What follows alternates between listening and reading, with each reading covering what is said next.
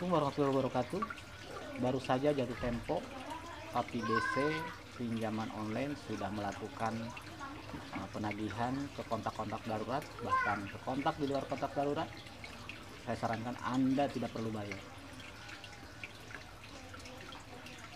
Jika ada pinjaman online seperti itu atau pinjol seperti itu, melakukan penagihan bukan ke Anda sebagai debiturnya di saat baru jatuh tempo, Anda jangan membayar.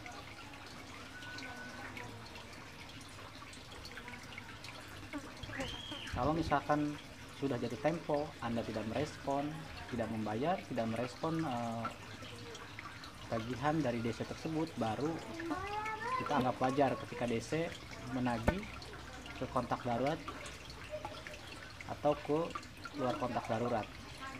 Bahkan sebenarnya untuk keluar kontak darurat itu nggak wajar, tapi yang namanya pinjol ilegal memang hal tersebut biasa mereka sering lakukan. Saya kembali ke masalah penagihan baru pada saat jatuh tempo, ya, hari H jatuh tempo. Jika mereka melakukan penagihan bukan ke Anda sebagai debiturnya, tapi melakukan penagihan ke kontak darurat, bahkan ke kontak luar selain kontak darurat di saat baru jatuh tempo, saya anjurkan Anda tidak perlu membayar ke hutangnya. Gak apa-apa, gak bakal ada resiko apa-apa, karena Anda sudah terlanjur termasuk dipermalukan oleh para DC tersebut.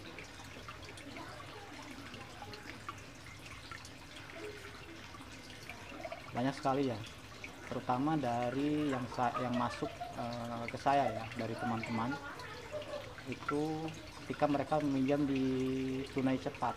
Ini tunai cepat terparah ya ketika menagih. Pagi buta di hari jatuh tempo itu mereka sudah menagih. Agak siang dikit udah langsung melakukan penagihan ke kontak darurat. Biar kontak daruratnya belum bisa dihubungi, mereka akan langsung menghubungi kontak lain selain kontak darurat. Itu tunai cepat. Nggak boleh, kita nggak boleh bayar kalau diperlakukan seperti itu. Kecuali kita sudah lewati jatuh tempo, beberapa hari melewati jatuh tempo, kita belum membayar, diperlakukan seperti itu oleh yang ilegal seperti itu, ya memang ya biasa aja ya. Tapi kalau baru jatuh tempo tadi mereka sudah memperlakukan kita seperti itu, jangan Anda mau membayar. Nggak ada resiko apapun, karena resikonya sudah Anda terima sebelum jatuh tempo itu, yaitu kontak Anda sudah dihubungi oleh mereka, Anda sudah dipermalukan.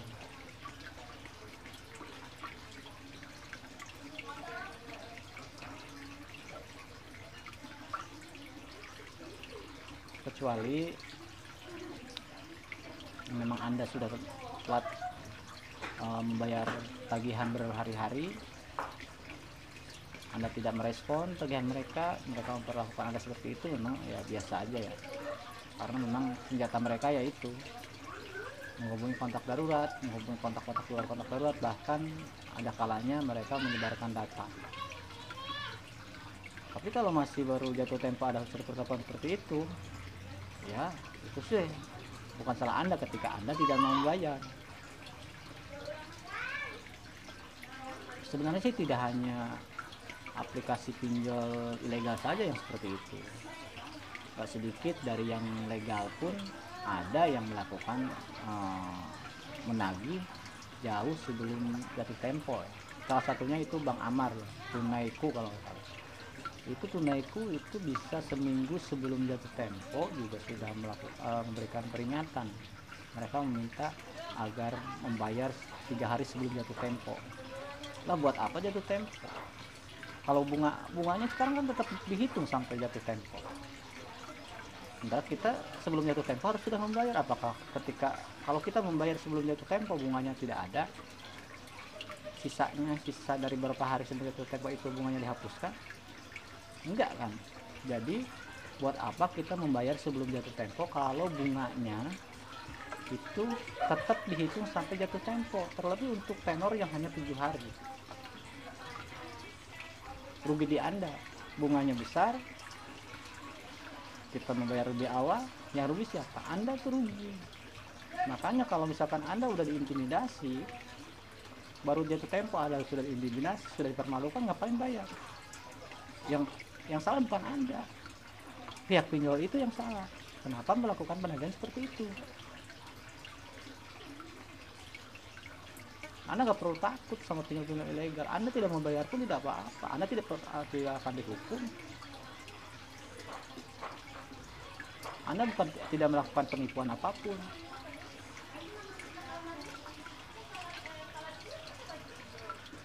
Mereka yang salah. Mereka yang sudah mempermalukan Anda. Pokoknya jangan takutlah sama DC-DC pinjol-pinjol ilegal. Pertama itu tunai cepat ya, paling parah itu tunai cepat yang saya tahu. Tapi mungkin yang lainnya juga banyak yang kayak gitu. Tapi yang banyak teman-teman yang mengeluhkan itu dari tunai cepat. Yang terparah itu tunai cepat. Harusnya tunai cepat itu introspeksi diri ya. Mereka kalau memang mau usahanya itu cepat lancar, mereka harus lebih introspeksi diri. Mereka harus melakukan perubahan dalam melakukan penagihan, karena dengan orang-orang sekarang itu udah pada cerdas. Mereka semakin ditekan bukan semakin takut, mereka akan semakin melawan seperti Anda. Saya yakin Anda semua banyak sekali yang tidak mau membayar akibat karena sudah diintimidasi, sudah dipermalukan oleh para DC-nya. Jadi bukan salah Anda sebenarnya, itu salah mereka, pihak pinjol.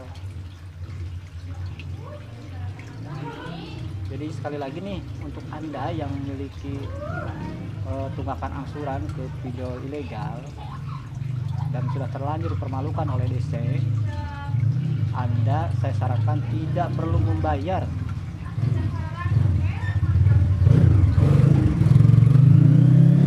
Dan tidak ada resiko apapun terhadap diri Anda, kecuali dipermalukan. Dan dipermalukannya sudah dipermalukan sebelumnya. Jadi untuk apa membayar? Anda dipermalukan oleh DC pinjol, anggap hutang Anda itu lunas, nggak ada pengaruh hukum apa-apa. Terlebih kalau hutang cuma 1-2 juta, 3 juta, ngapain Anda harus bayar kalau mereka seperti itu? Anda jangan takut untuk melawan pihak-pihak pinjol yang menekan Anda, kecuali pinjol itu melakukannya penagihan dengan baik, memberikan bunga yang wajar. Kalau sudah tidak wajar, apapun alasannya sudah tidak wajar, Anda harus melawan.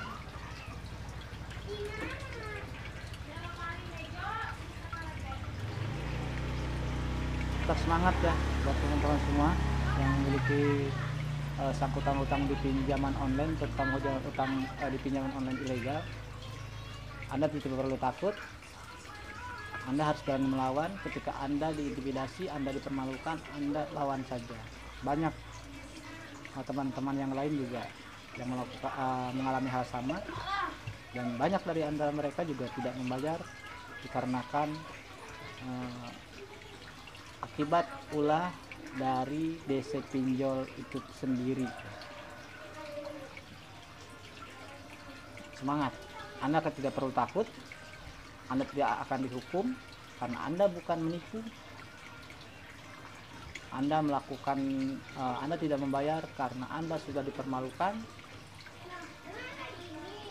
bukan karena Anda tidak niat bayar. Sampai ketemu lagi. Wassalamualaikum warahmatullahi wabarakatuh.